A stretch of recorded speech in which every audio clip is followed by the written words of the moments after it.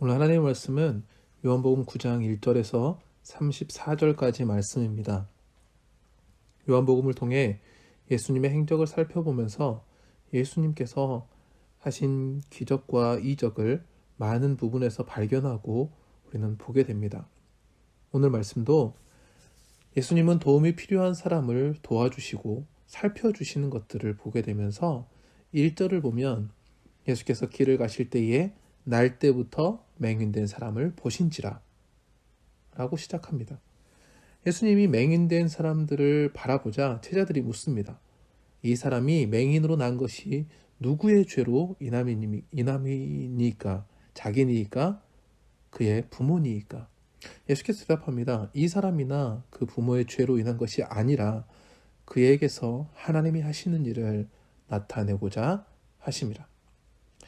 오늘 말씀은 1절에서 34절까지 말씀으로 다소 길게 느껴지지만 예수님과 제자들의 이 대화를 통한 모습에서 상황과 환경을 통해 사람을 보는 사람과 하나님을 보는 사람, 그렇게 구분되어지는 것을 보게 됩니다. 제자들은 맹인을 보면서 사람을 바라봤고 맹인을 고쳐주신 예수님은 하나님을 바라봤습니다. 이렇게 바라보면서 예수님은 이후에 땅에 침을 뱉어 진흙을 이겨 그 맹인된 사람의 눈에 바르시고 실로암 못에 가서 씻으라 말씀하셨습니다. 그 말씀에 따라 맹인은 실로암 못에 가서 씻고 밝은 눈으로 돌아오게 됩니다. 이 사건을 통해 많은 사람들이 혼란을 겪습니다. 이전에 알던 맹인이 맞는지 아닌지 이렇게 서로 간에 의견이 분분하다가 고침받은 맹인이 내가 그다 라고 고백하자 내 눈이 어떻게 떠졌느냐 물어볼 때 맹인이 예수라는 사람을 이야기하고 자신에게 일어났던 일을 설명합니다. 그러자 많은 사람들이 그가 어디 있느냐 그렇게 물어볼 때 맹인 되었던 사람이 알지 못한다 라고 얘기합니다. 또 그렇게 모든 사람들이 맹인된 사람을 데리고 바리새인들에게 갔습니다. 바리새인들이 맹인에게 또 물어봅니다. 맹인은 자신에게 있었던 일을 다시 이야기해 줍니다. 예수님께서 하셨던 모든 일들을. 그때 바리새인 중에 한 사람이 안식일을 지키지 않았기에 이 예수라는 사람은 하나님께로부터 온 자가 아니다. 또 어떤 사람은 죄인으로 어떻게 이런 표적을 행할 수 있는지 의문을 갖고 그 예수라는 사람들을 믿지 않습니다. 그러면서 맹인에게 다시 물어봅니다. 너는 그 사람을 어떠한 사람이라고 생각하느냐? 맹인이 대답합니다. 그 사람은 선지자입니다. 다음으로 유대인들이 이제 맹인의 부모를 부릅니다. 그러면서 맹인의 부모에게 물어봅니다. 그러자 맹인의 부모가 얘기합니다. 이 사람은 맹인이었는데 어떻게 이 사람이 뜨냐 할 때 맹인의 부모가 얘기할 때 이 사람이 우리의 아들인 것과 맹인으로 난 것을 우리가 압니다. 그런데 지금 어떻게 해서 보는지 또는 누가 그 눈을 뜨게 했는지 우리는 알지 못하나이다. 그에게 물어보소서. 그가 장성하였으니 자기 일을 말하리이다. 그 부모는 시대적인 상황에서 유대인들에게 출교를 당할 것을 무서워해서 자신의 맹인되었던 자신의 자녀에게 그 모든 것들을 넘겨버렸습니다. 그 맹인을 두 번째로 부릅니다. 그리고 말합니다. 너는 하나님께 영광을 돌려라. 우리는 이 사람이 죄인인 줄 안다. 그러니까 죄인에게 너는 고침을 받은 거다라고 얘기하는 거죠. 그런데 맹인은 그렇게 얘기할 때 자신이 보게 된 걸 말합니다. 나는 이렇게 봤다. 또 물어봅니다. 야, 어떻게 눈이 떠지게 되었느냐 또 물어볼 때 맹인에게 말합니다. 아니 내가 얘기를 했는데 왜 또 물어보느냐? 당신들도 그의 제자가 되려 하나이까? 이렇게 물어보자 그들이 욕을 하면서 너는 그의 제자이나 우리는 모세의 제자다. 이 사람이 어디서 왔는지 우리는 알지 못한다. 이러면서 상반된 의견들을 계속해서 얘기합니다. 다시 맹인된 사람이 말합니다. 이상하다. 이 사람이 내 눈을 뜨게 했을 때 당신들이 어떻게 그가 어디서 왔는지 알지 못하는 도다. 어떻게 알지 못하는 도다 얘기할 수 있냐? 하나님이 죄인의 말을 듣지 아니하시고 경건하여 그의 뜻대로 행하는 자의 말을 들으시는 줄을 우리가 아나이다. 창세 이후로 맹인으로 난 자의 눈을 뜨게 하였다 함을 듣지 못하였으니 이 사람이 하나님께로부터 오지 아니하였으면 아무 일도 할 수 없으리라. 이렇게 맹인이 너무나 당당하게 얘기하자 그렇게 이야기하지 말라고 하면서 그를 쫓아내어 보내버렸습니다. 이러한 모든 사건이 오늘 말씀 1절부터 34절까지의 말씀입니다. 이 말씀에서 고쳐주시는 분, 고침을 받은 사람, 고침받은 것을 본 사람, 이렇게 세 부류의 사람으로 우리는 이게 바라보게 됩니다.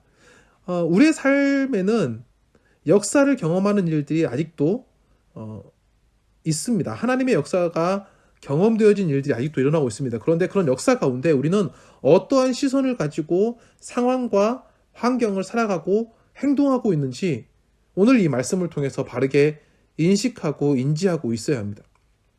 고쳐주시는 예수님은 처음에 말씀드렸지만 하나님을 바라보고 계셨습니다.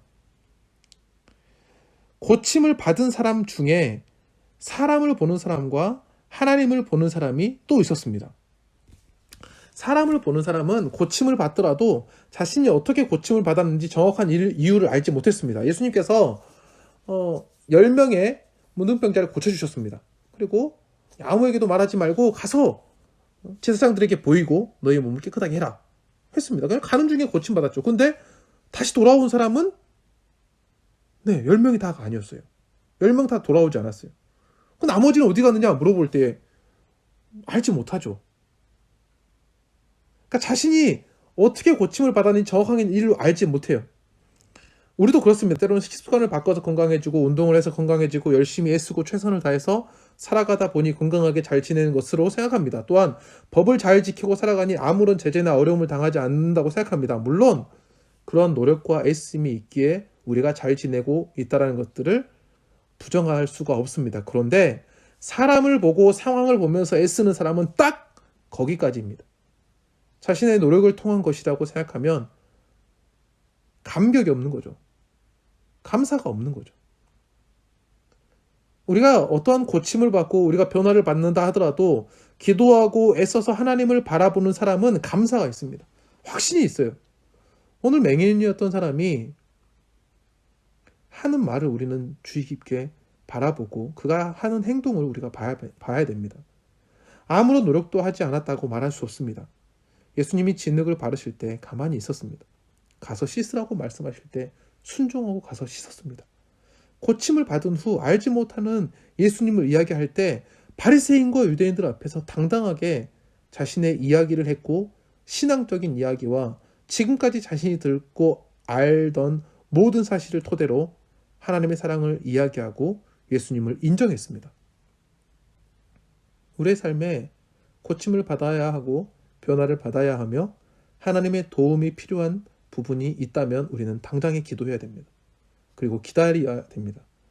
하나님은 반드시 역사하십니다. 하나님은 반드시 성도님들 한 분 한 분의 기도에 응답하시고 지금도 그분을 인정하고 그분을 이해하면서 온전하게 하나님을 믿는 사람들에게 하나님의 놀라우신 사랑을 허락해 주시려고 하나님은 오늘도 우리의 기도에 응답하시기 위해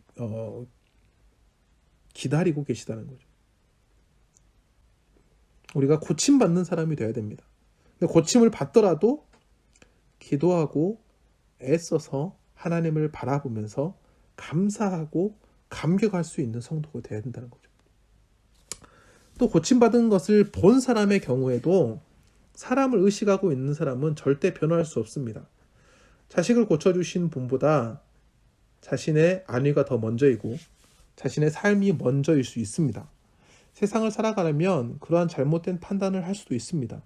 극단적인 상황이기에 그럴 수 있다고 생각할 수도 있겠지만 사람을 의식하고 상황과 환경 가운데 하나님을 바라보지 못한다면 우리는 계속해서 누군가에게만 역사하는 하나님의 역사를 듣고 바라보는 사람만 됩니다.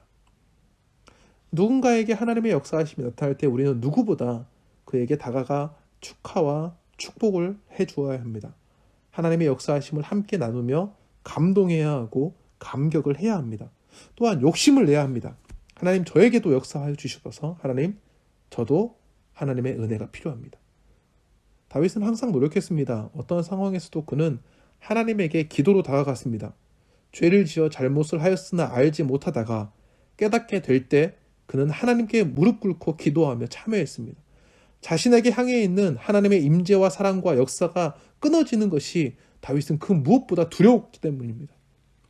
우리가 하나님의 역사하심을 다른 사람을 통해 발견하고 알게 되는 것도 중요하나 나를 통해 역사하실 하나님의 역사를 기대하는 마음을 절대 놓아서는 안 됩니다.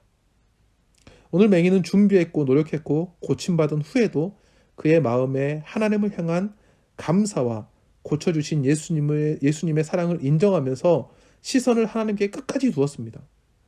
무리에게 쫓겨났을지언정 날 때부터 자신을 약하게 만들었던 보지 못한 것에서 해방되었고 하나님을 더 정확하게 알고 믿을 수 있게 되었습니다. 사랑하는 한빛 장로교회 성도님들, 이 시대에 우리가 이러한 믿음의 사람으로 서 있어야 하지 않겠습니까? 우리가 하나님이 주시는 은혜를 받아 누리는 주의 자녀가 되어야 하지 않겠습니까? 믿음의 선배들과 사람에게 역사하시는 하나님의 임재와 치료를 맛보아 알아서 살아 역사하신 하나님을 나타내시고 증거하는 증거자들이 되어야 하지 않겠습니까? 믿음을 가지고 확신을 가지고 진실되고 깊이 있고 사모하는 마음으로 오늘 이 새벽에 기도하십시오. 주님 이 새벽에 반드시 역사하시고 응답해 주십니다. 하나님을 바라보심으로 믿음의 교회, 믿음의 성도, 믿음의 가정 되시기를 주의 이름으로 간절히 축원드립니다. 기도하겠습니다. 하나님께서 오늘도 저희들과 함께 하여 주시고 이 새벽에도 귀한 시간 저희들에게 허락하여 주셔서 기도할 수 있게 하여 주셔서 감사합니다. 우리가 하나님을 찾는 것이 얼마나 큰 축복인지 깨달아 알 수 있도록 인도하옵소서. 부족하고 연약하고 때로는 좌절하고 넘어질 수 있는 상황에서도 하나님 끝까지 그 자리에서 우리의 기도를 또 우리의 간절함을 하나님 기다리고 계심을 우리가 다시 한번 이해하고 인식하면서 하나님 한 분을 향하여서 기도하고 간절하게 우리의 눈을 들어서 믿음의 신앙의 그런 표대를 하나님께 맞추고 하나님의 주시는 그 은혜를 맛보아 알 수 있는 귀하고 복된 시간 될 수 있도록 성령의 하나님 주장하여 주시옵소서. 오늘 하루도 하나님께서 지켜주시고 붙잡아 주셔서 그 어느 때보다도 하나님의 역사하심을 경험하고 감사함으로 살아갈 수 있는 주의 귀한 자녀들 다 될 수 있도록 인도하시고 붙잡아 주시옵소서. 역사하여 주실 것을 간절히 바라고 원하오며 살아계신 예수 그리스도 이름으로 감사하며 기도드렸습니다. 아멘.